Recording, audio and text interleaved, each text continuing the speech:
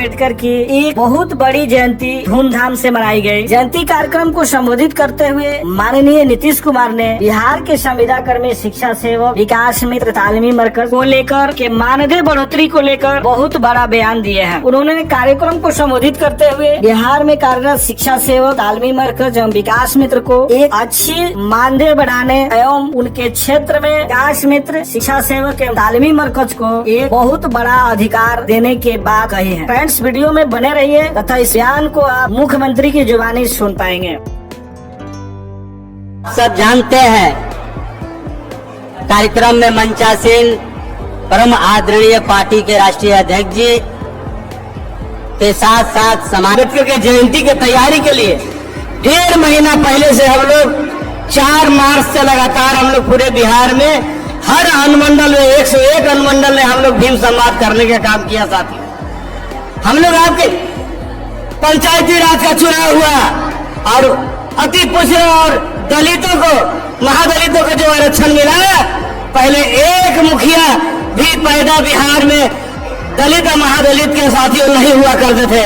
लेकिन माननीय नेता नीतीश कुमार के एक कदम से आज हजारों हजार मुखिया और प्रमुख जिला परिषद जैसे चेयरमैन के कुर्सी पर हमारे नेता नीतीश कुमार जी ने दलितों और महादलितों को बैठाने का काम किया। साथियों, जब गरीबों को पोखर से पानी पीने की मनाही थी, जानवर पानी पीता था पोखर में, लेकिन गरीब गुरबा जो शोषित पीड़ित लोग था, उन लोगों को पोखर में भी पानी पीने से मनाही थी। उसको लेकर के बहुत बड़ा आंदोलन अम्बेडकर साहब ने किया और वहीं से शुरुआत हुई थी लड़ाई का। जिंदाबाद नीतीश कुमार, जिंदाबाद नीतीश कुमार जी, जिंदाबाद। बाबा साहब डॉक्टर अम्बेडकर अमर रहे, बाबा साहब अमर रहे, बाबा साहब डॉक्टर अम्बेडकर अमर रहे।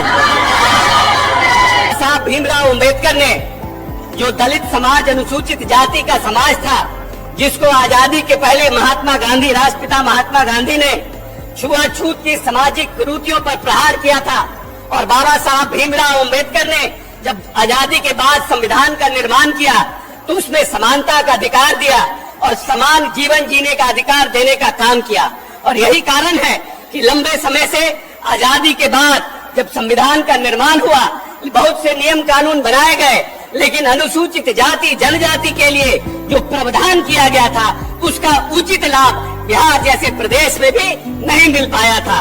हम लोग अपने आप को गौरवशाली मानते हैं कि जिस बिहार में एक बड़ी आबादी अनुसूचित जाति जनजाति अति पिछड़ों की है, उसको माननीय नेता नीतीश कुमार ने अपने 17 वर्ष के कार्यकाल में न सिर्फ सशक्त और मजबूत करने का काम किया, बल्कि जिस अनुसूचित कल्याण विभाग का बजट 40.48 करोड़ रुपया था, जिसमें अति पिछड़ों के साथ साथ अनुसूचित जाति जनजाति के कार्यों को देखता था, उसके लिए माननीय नेता ने जब ये समझा कि इस प्रदेश में अनुसूचित जाति जनजाति के लिए जब तक हम अलग विभाग का निर्माण नहीं करेंगे, तब तक इस समाज का जो बड़ी आबादी है उसके कल्याण का काम हम नहीं कर सकेंगे। और 2007 में माननीय नेता ने इस प्रदेश में अनुसूचित जाति जनजाति विभाग का निर्माण किया, और आपको जान के प्रसन्नता होगी, मिलकर के 7 पार्टी एक साथ है, मिलकर के हम लोगों ने तय कर दिया कि अब आगे जो बहाली करेंगे फिर सरकारी बहाली कर देंगे। अब आपको मालूम है बहुत ज्यादा 2 लाख से भी बहुत ज्यादा बहाली होने वाली है, इसी साल सब करने वाले हैं। आज जितने लोग पहले से हैं उनको भी हम रहने देंगे, न रहने देंगे, उनकी भी आमदनी बढ़ाएंगे और कहेंगे कि भाई आप खूब पढ़ाइए, और उसके अलावे जितने लोग आएंगे वो तो और सरकारी सेवा में होंगे। पहले वाले का सरकारी सेवा नहीं, पंचायत और नगर निकाय दे रहे हैं पैसा, हम लोग उसमें खत्म नहीं करेंगे, उन सब लोगों को देंगे, लेकिन नई बहाली होगी। इसलिए जो बोल रहे हैं बहुत बड़ी बहाली होने वाली है और बहुत जल्दी शुरू होने वाला है, तो इसीलिए ये सब चिंता मत करिए। तो जो आप लोगों को बता रहे हैं कि जितना काम बिहार के हित में और आगे बढ़ाने के लिए जिस तरह से काम किया, और जो जीविका दीदियों का बोले, जब हम नामकरण कर दिया जीविका दीदी, तो उस समय जो केंद्र में सरकार थी वो सब आ गए यहाँ आ कहे बड़ा अच्छा काम किए है भाई, नाम जीविका आप दिए हैं और उन्होंने पूरे देश का कर दिया आजीविका। ये आज वाले का काम नहीं है, ये उस समय का काम है। आप समझ लीजिए 2009 के पहले मौके पर के समय की बात है, ये 2014 के बाद की बात नहीं है, उसके पहले की बात है। सब आजीविका उन लोगों ने बनाया और कितना ज्यादा हम लोग बढ़ा दिए। तब कितनी ज्यादा महिलाएं हम सब जगह घूम रहे हैं, तो जाते नहीं है जी, उन लोगों का देखते हैं और सब दिन में उनकी समस्या को देखते हैं, उनको और आगे बढ़ा रहे। तो एक एक तरह से काम और समाज के हर तबके के लिए कितना काम करवा रहे हैं हम लोग, सबको आगे बढ़वा रहे हैं। और कौन कौन काम नहीं किया है। और एक बात आपको हम कह देना चाहते हैं कि जो लोग जिस काम के लिए हम लोगों ने पहले से किया हुआ था, और तो आप जानते ही न हैं 12.5% लोग थे कोई शिक्षा नहीं ले रहे थे। तो हमने जब उसमें कराया था, कौन थे उसमें सबसे ज्यादा थे अनुसूचित जाति के, और उसमें अनुसूचित जाति में जिनको हम महादलित कहते हैं, मुख्यतः ज्यादा उन्हीं के थे, और दूसरा मुस्लिम समुदाय के। तो उन लोगों को आगे बढ़ाने के लिए फिर काम किया कि नहीं किया।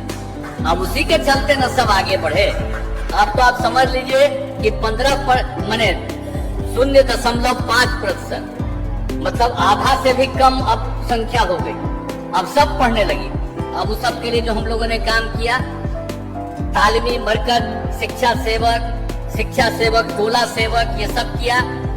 और फिर बहुत सारे लोगों के लिए महादलित परिवार को आगे बढ़ाने के लिए विकास मित्रों का।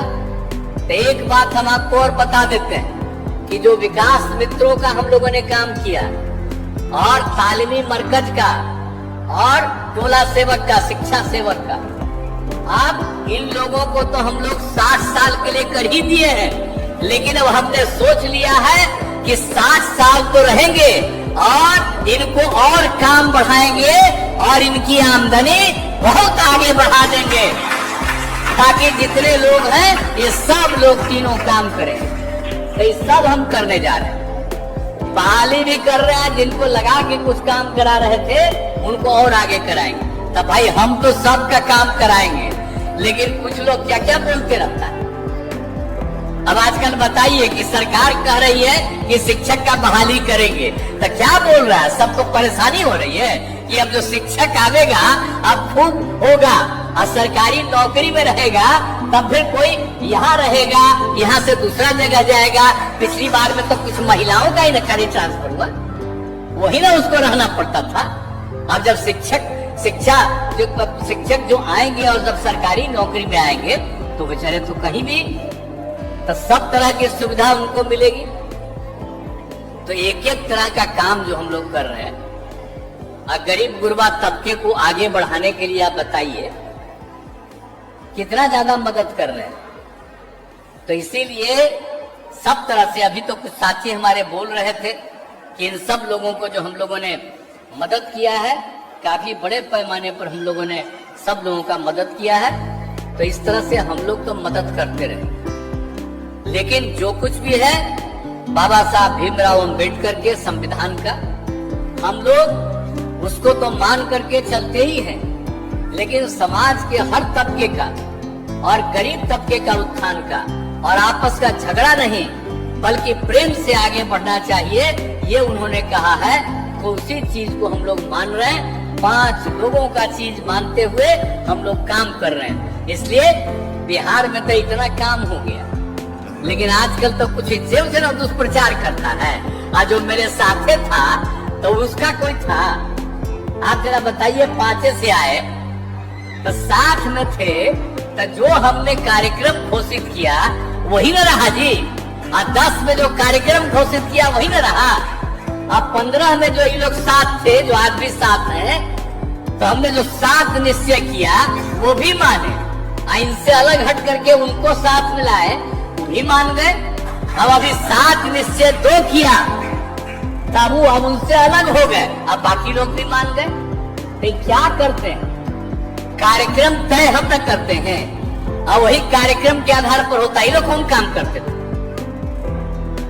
लेकिन आजकल कुछ से कुछ बोलना है और जो भी काम होता है यहाँ होता है, लेकिन उन लोगों के बीच में भ्रम पैदा करने के लिए, इसलिए हम आप सब लोगों को कहेंगे कि एक एक तबके को, अनुसूचित जाति हो, अनुसूचित जनजाति हो, चाहे मुस्लिम समुदाय के लोग हो, अति पिछड़े के लोग हो, पिछड़े वर्ग के लोग हो, अपर कास्ट के लोग हो, महिलाएं हो, सब लोगों के बीच में जा जा करके एक एक बात करना चाहिए। और कितना ज्यादा इज्जत किनको नहीं देते।